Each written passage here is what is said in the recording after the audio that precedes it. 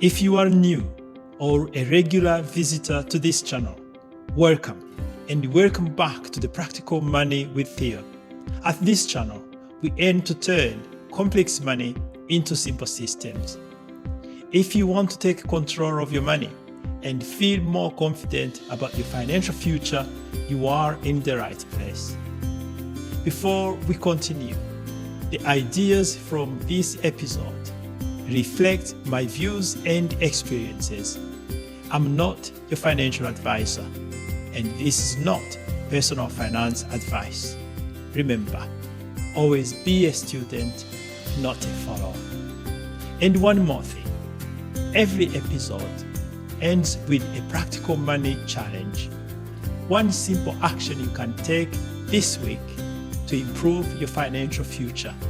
So stay with me until the end. Last time, we discovered something that surprised many people. Doing nothing with your money is still a financial decision. We saw how inflation can quietly reduce what your money can buy over time, which leads to another obvious question. If doing nothing has a cost, what should we do with our surplus money instead?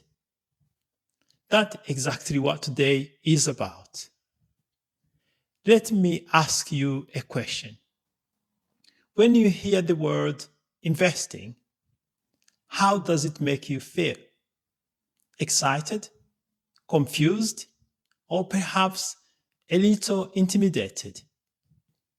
For many people, the word investing immediately brings to mind things like the stock market, shares, bonds, ETFs, dividends, index funds, and before long, it feels like everyone else received a manual that we somehow missed.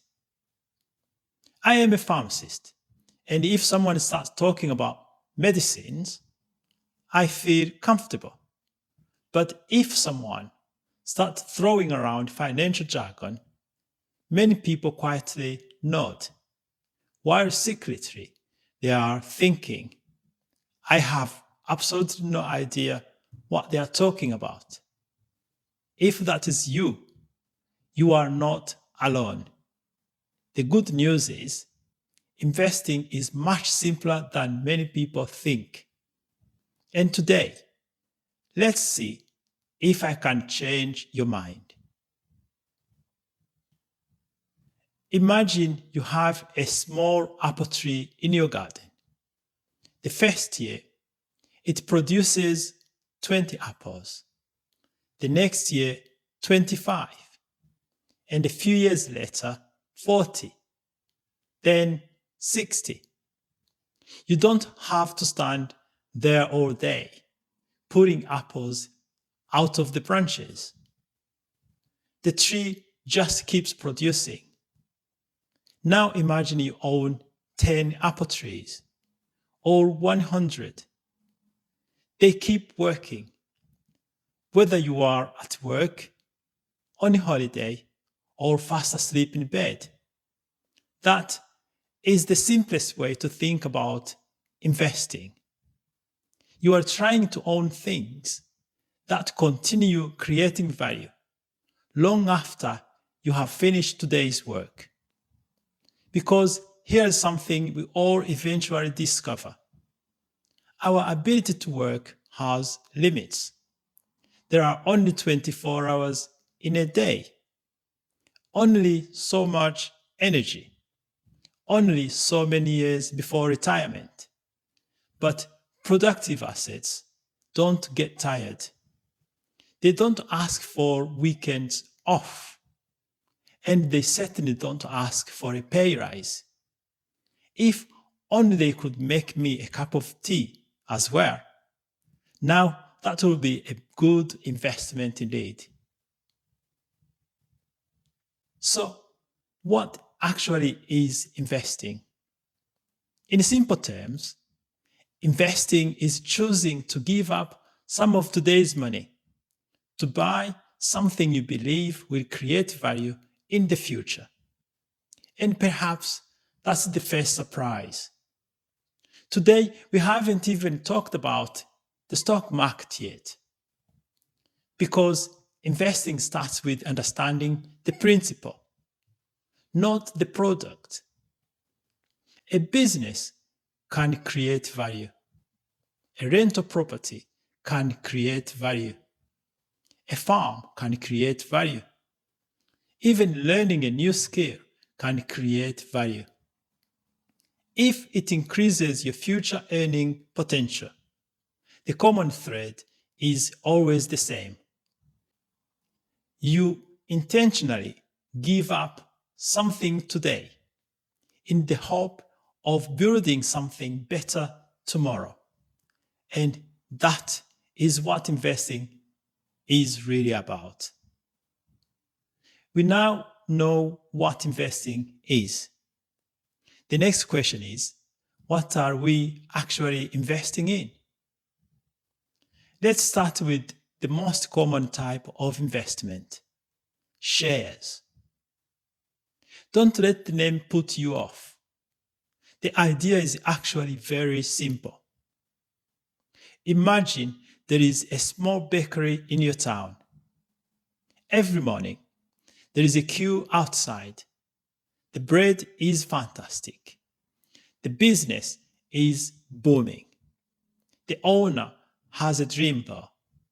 He wants to open a second shop. The only problem is he doesn't have enough money. So he decides to sell a small part of his business. You think it's a very good business, so you buy a tiny piece of it. Congratulations. You are now part owner of that bakery. Now think about this. You don't have to wake up at 4 o'clock every morning to bake the bread. You don't have to serve customers. You don't have to clean the floors. But if the bakery continues to serve its customers well, sells more bread, and becomes more successful, there is a good chance your small piece of the business becomes more valuable too. That is essentially what buying shares is. Except instead of a local bakery, you can own a tiny piece of some of the largest businesses in the world: Microsoft, Apple, Unilever, Tesla, Tesco, and thousands of others. When you stop and think about it, it's quite remarkable. Ordinary people can become owners of extraordinary businesses. Some of those businesses also share part of their profit with their owners. Those owners are also known as shareholders. And the share of the profit they receive is called dividend. Don't worry much about dividends today. We'll come back to them in a future episode. For now, just remember this. When you buy shares, you are buying ownership, not a lottery ticket. Of course, shares aren't the only way people invest. Many people also invest in property. And property is probably the easiest investment to understand. You buy a house or a flat, and over time, it may increase in value. Some people also receive rental income. So property has the potential to create value in more than one way. Once again, it's another productive asset. Then there are bonds. Now, I know that word doesn't sound very exciting, but the idea is actually quite simple. When you buy shares, you become an owner. When you buy a bond, you become a lender. In other words, you are lending money to a government or a company, and in return, they agree to pay you interest. So here is an easy way to remember the difference. Shares say, I own a small part of the business. Bonds say, I've lent the business some money. Different ideas, different purposes. Finally, let's talk about cash. Yes, cash. You've probably heard the saying, cash is king.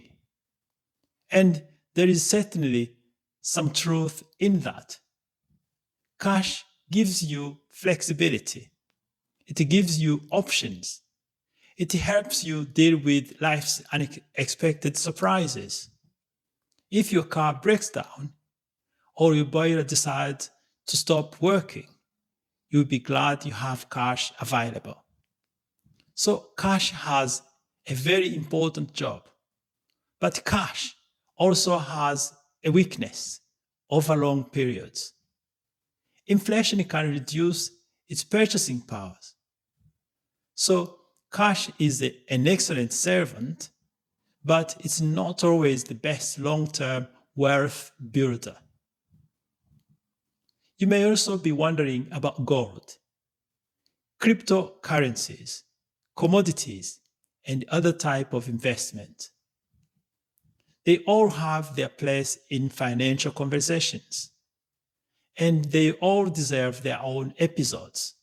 But today, I'm deliberately keeping things simple, because before we talk about different types of investing, we first need to understand the principles of investing.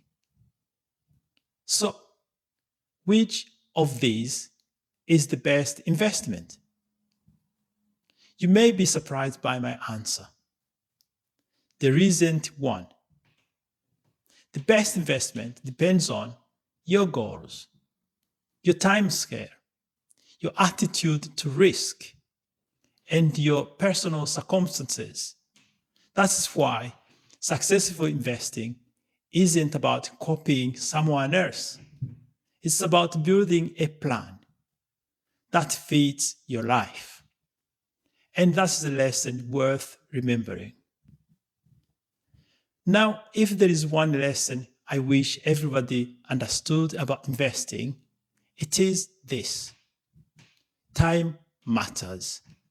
In fact, I'd go even further. Time may be your greatest advantage. Let me show you why. Imagine two friends, Peter and Paul. Peter starts at 25, investing only £100 a month. Paul waits until 45. But when he finally starts, he decides to double his monthly investment to try to catch up with Peter. So, who has the advantage? Some people might say Paul, because he's investing twice as much. But the reality is that Paul might never catch up. The biggest advantage belongs to Peter, not because he was smarter, not because he was luckier, simply because he gave his money more time to grow.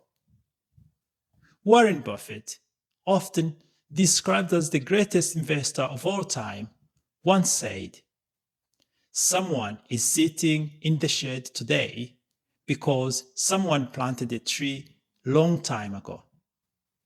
I love that image because trees don't grow overnight. They grow little by little, year after year. Investing often works the same way. This is where many people become impatient. We live in a world of next-day delivery, instant streaming, one-click shopping. So naturally, we'd love next week worth.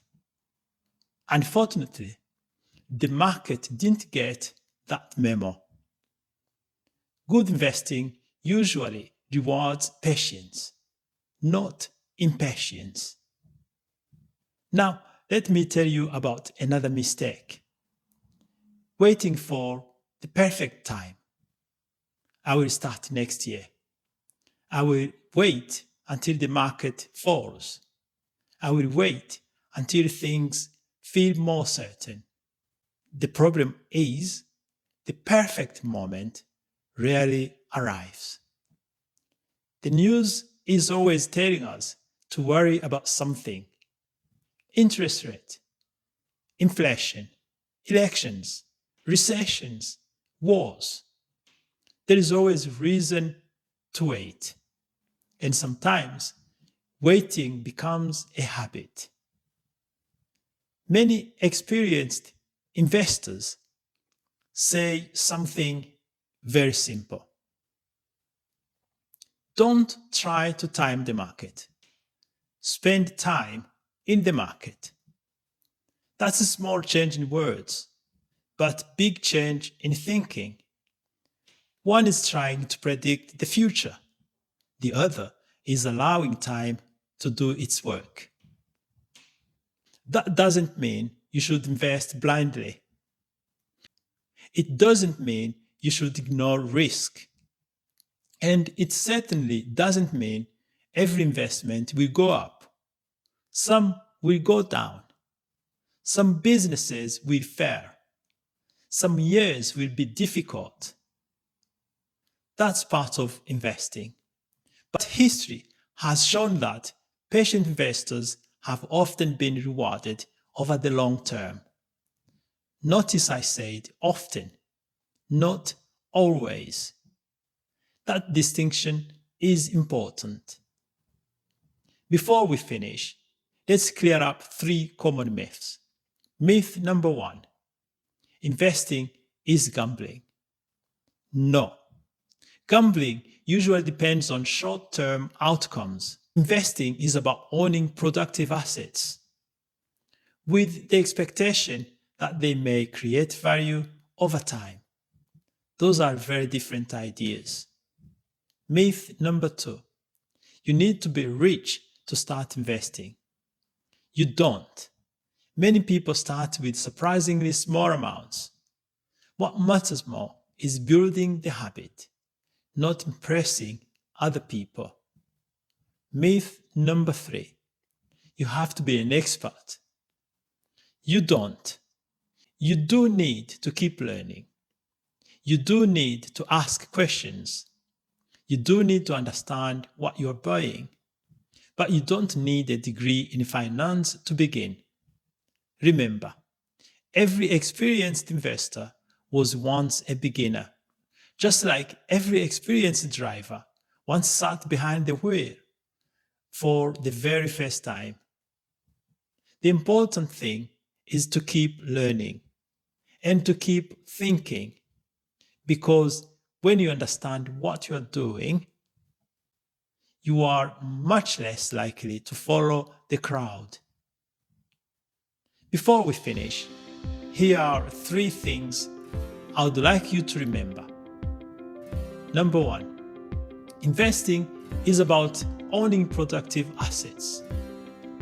It's not about chasing the latest trend or getting rich overnight. It's about owning things that have the potential to create value over time. Number 2, time is one of your greatest advantages. You don't have to find the perfect investment. You don't have to predict the perfect moment. But the sooner you start investing, the more time you give your money to work. Number 3, successful investing isn't about being the smartest person in the room. It's about having a plan, staying consistent, and thinking long term. Now, it is time for this week's Practical Money Challenge.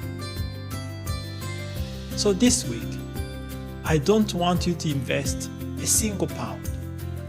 Not yet. Instead, I want you to do something much more important. Try to explain in one simple sentence what investing is. Perhaps to your spouse, a friend, one of your children, or even to yourself. Because if you can explain something simply, there is a good chance you really understand it. And if you can't, that's perfectly fine. Keep learning, keep asking questions, and keep building your understanding, one step at a time. Next time, we will make things even more practical. We will look at one of the most popular ways people invest here in the UK, the stocks and shares ISA. What is it? How does it work? And why do millions of people use one to build long-term wealth? If you've ever wondered whether a stocks and shares ISA is right for you, you won't want to miss that episode. If you've enjoyed today's episode, please consider subscribing. And if you think someone else could benefit from it, why not share it with them? You never know. One conversation about money today could change someone else's financial future tomorrow.